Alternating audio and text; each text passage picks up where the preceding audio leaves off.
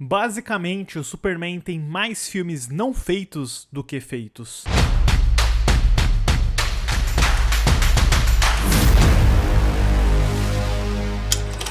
Olá, fãs da Sétima Arte, meu nome é Lucas Nascimento e esse é o Lucas Filmes, e eu tô aqui para um pequeno spin-off do meu vídeo sobre Superman: O Retorno, porque, como eu mencionei naquela review, 19 anos separaram o Superman 4 Em Busca da Paz do filme do Bryan Singer de 2006, e durante esses 19 anos, quase 2 décadas, não faltaram tentativas de ressuscitar a franquia do Superman nos cinemas, e como ficaria muito grande para um vídeo que já ficou bem extenso lá do Superman: O Retorno, resolvi falar aqui sobre as tentativas frustradas de trazer o Superman para os cinemas desde o final dos anos 80 até o início dos anos 2000, e eu, até ameaço dizer que isso aqui pode ser só uma parte 1, porque também teríamos mais filmes do Superman não realizados depois do Superman: O Retorno, depois do Homem de Aço, mas enfim, papo para uma eventual segunda parte. Mas antes eu vou pedir para você curtir esse vídeo, se inscrever no canal e ativar o sininho para não perder notificação dos próximos vídeos.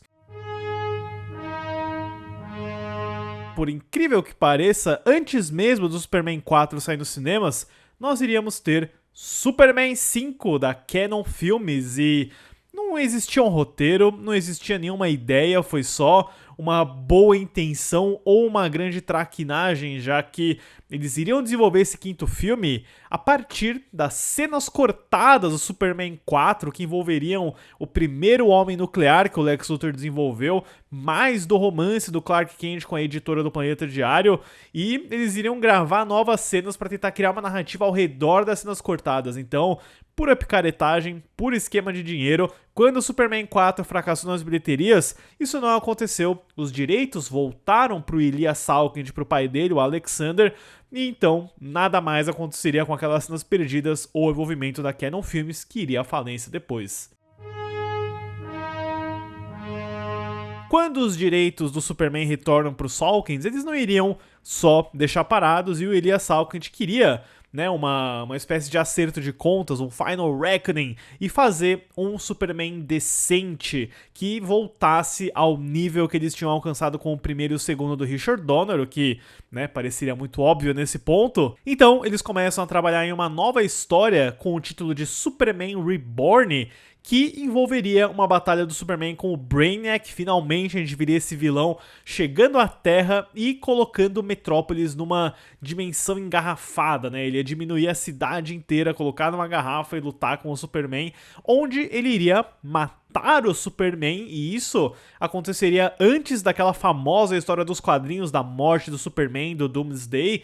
Então era um roteiro com muita dedicação, eles queriam muito acertar esse filme. O próprio Christopher Reeve chegou a se encontrar com o Salkind, chegou a receber uma oferta para reprisar o papel, mas ele queria que eles tivessem um orçamento à altura dos dois primeiros filmes do Donner. Eles chegaram perto de fazer esse roteiro, eles tinham um projeto aí escrito pelo Mark Jones e o Cary Bates, e até conversas com o George Cosmatos para dirigir o filme. Porém, esse projeto acabou não acontecendo por motivos de grana, claro, e também porque a Warner Bros., depois do sucesso do Batman de 1989 do Tim Burton, percebeu que eles não poderiam ficar sem os direitos do Superman e entraram aí num processo contra os Salkinds, usando o direito de recusa de roteiro, jogaram fora o Reborn e conseguiram pegar os direitos dos Salkinds do Superman de forma definitiva. Então, a partir daí, o Superman acabou sendo propriedade da Warner Bros. Desde então, ainda que tenha sempre um conflito aí com o espólio do Jerry Shuster, o criador do personagem. Então, seria o fim da passagem dos Salkinds pelo Superman para sempre. Em 1993 começa o desenvolvimento de um dos projetos mais infames do E se What If, que é o Superman Lives, que conta com o envolvimento do John Peters, o produtor que eu mencionei no vídeo, que começou como cabeleireiro da Barbra Streisand, se casou com ela e foi escalando aí um alpinismo social em Hollywood para se tornar um produtor mega influente. Ele, inclusive, é proprietário de parte dos direitos do Superman, veio dele nos anos 90 a iniciativa desse novo filme, e ele tem a ideia de trazer o Tim Burton, que era um cara que ele já tinha trabalhado no próprio Batman. Tem uma história aí de que o John Peters exigiu que o final do Batman fosse numa catedral e ninguém sabia como que a história do filme ia chegar nesse ponto, então eles só filmaram, foi o que aconteceu, e o John Peters tinha lá sua influência e ele é a principal força por trás desse projeto, que teria o Kevin Smith como roteirista. O Kevin Smith, né, vinha de uma carreira de cinema independente, de comédias, mas ele é super nerd, ele adora DC e personagens de quadrinhos. E o John Peters, ele ficava empurrando várias ideias pro Kevin Smith, como o fato de que o Superman tinha que lutar com um urso polar, com uma aranha gigante, que acabou acontecendo no filme do Flash, do Andy Muschietti, e pelo que dizem, era um inferno de se trabalhar, ele era completamente insuportável, e o Kevin Smith teria o Tim Burton como diretor ali, só que eu acho que os dois também não conseguiram bater ideias, mas eles tinham o Nicolas Cage como ator principal do filme. Existem várias fotos do traje de figurino do Nicolas Cage durante o processo, e seria uma história onde o Superman iria enfrentar uma mistura do Brainiac com o Lex Luthor. Eles iam fundir esses dois personagens, né, para criar um novo vilão que acabaria gerando o Doomsday pra matar o Superman. O Superman iria morrer no meio do filme e seria enviado para a Fortaleza da Solidão, onde uma tecnologia kryptoniana iria ressuscitar o corpo dele, só que sem poderes. Então as habilidades viriam de um traje super tecnológico que teria até asas de águia de metal para simular o efeito de voo. Seria uma história bem épica, onde ele voltaria à vida para lutar com esse novo vilão e o Doomsday no final, e até plantaria a semente aí de que a Lois Lane estaria grávida. Então, eu não sei se esse roteiro existe na íntegra, mas tem um documentário muito bom, que é o The Death of Superman Lives, que fala muito sobre cada etapa do processo, cada detalhe da história, que eu considero até interessante. Eu acho que ela teria um potencial interessante dependendo do diretor. Não sei se o Tim Burton seria a melhor escolha, né? Você vê os designs e desenhos da produção, é bem a cara dele, né? Teria o Christopher Walken como essa versão aí do Brainiac e o Lex Luthor, que é o Lexiac, o nome que eles chamaram, além de outros nomes como Chris Rock como Jimmy Olsen e Sandra Bullock como Lois Lane. A Warner chegou a gastar cerca de 30 milhões de dólares no momento desse roteiro, e eles tinham uma data de lançamento para 1998, só que como tinha tanto embate criativo na produção, eles já tinham gastado tanto antes de rodar 1 centímetro, né, de fotograma de celuloide, eles acabaram cancelando o projeto, levando aí à morte do Superman Lives. Alguns anos depois, levando em conta o fracasso do Batman e Robin do Joel Schumacher, a Warner estava procurando por formas de ressuscitar o Batman nos cinemas, e a gente, né, antes de chegar no Batman Begins do Christopher Nolan, que foi muito importante, chegaram a ter projetos com o Darren Aronofsky, até um filme que o George Clooney tentou desenvolver, que seria um filme noir, e uma dessas ideias seria um filme de Batman vs Superman, que teria direção do Wolfgang Petersen, que fez vários épicos em Hollywood, e um roteiro do Andrew Kevin Walker, o roteirista do Seven, que é uma história mega sombria, super dark, que é mais focada no Batman, mas que acabaria trazendo o Superman para fazer parte da história, né? O que não agradou muito o John Peters. Esse é um projeto do qual ele não tinha tanto controle e envolvimento, ele teria mais participação num outro, que eu já vou falar aqui em breve, e essa história seria ambientada num futuro onde o Batman e o Superman já estão meio que aposentados, não são mais grandes heróis como nos tempos de glória,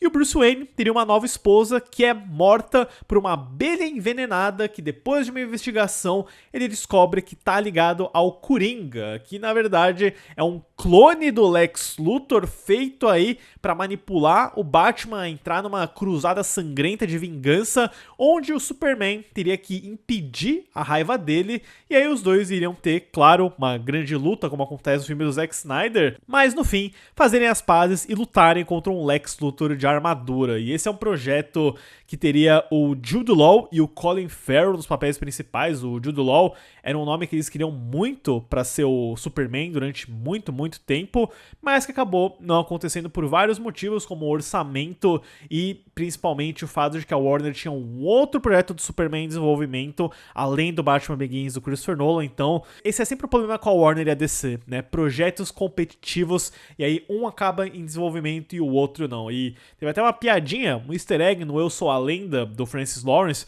onde a gente vê um banner do Batman vs Superman durante uma das cenas iniciais do filme. Mas, como eu disse, ele acabou morrendo justamente por conta de J.J. Abrams.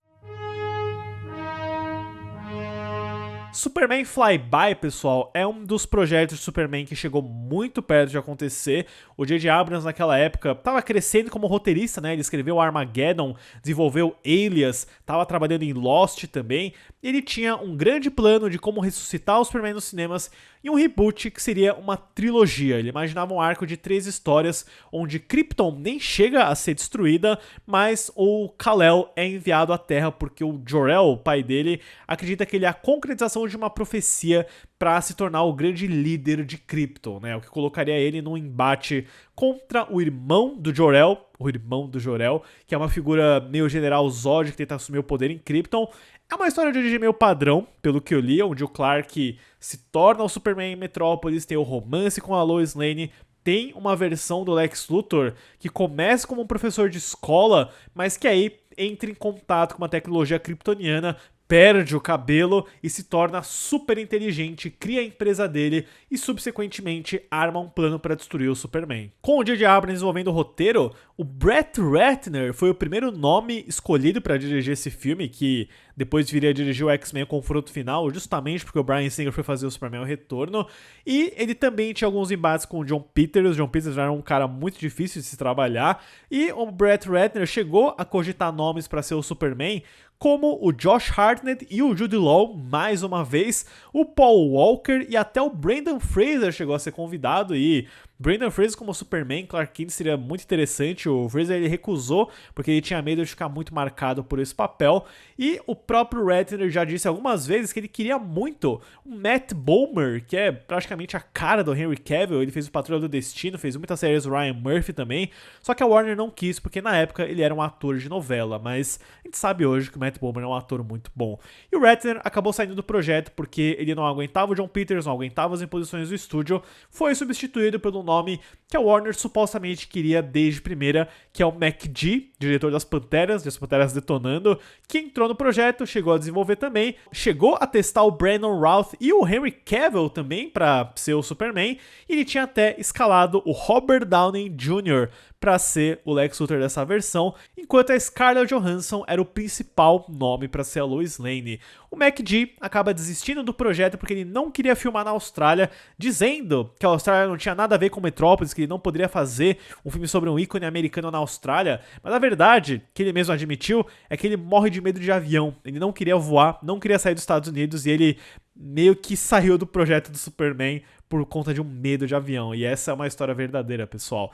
Isso acabou matando o Flyby, e nessa mesma época o Bryan Singer chegaria com o pitch dele para o Superman o Retorno, que acabou sendo realizado, filmado, e que infelizmente não foi o sucesso financeiro que a Warner queria, né? E aí eu já falei muito sobre isso no meu vídeo do Superman o Retorno, confiram aí no canal, pessoal, e eu deixo aí vocês com essa pergunta, né? Algum desses filmes do Superman chama o interesse de vocês? Eu confesso que, né, apesar do Superman Lives ter toda essa mitologia, essa reverência até, esse Superman Reborn que o Salkind envisionou com o Christopher Reeve, entregando aí sua última performance como Superman, me deixou bem interessado, até porque tem uma leitura de roteiro que foi feita no ano passado, tá completa no YouTube, eu vou deixar o link pra vocês, que tinha aí um potencial interessante, viu? Eu acho que esse dos filmes não realizados do Superman é um dos que eu mais queria ter visto. E eu digo um dos mais porque tem outros, viu?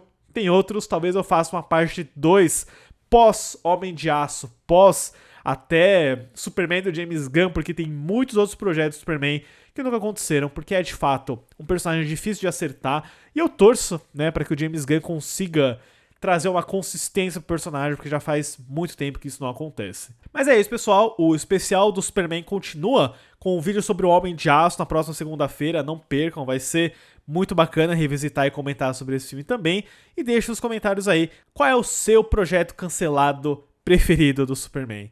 Certo, pessoal? Obrigado pela visita e até a próxima sessão.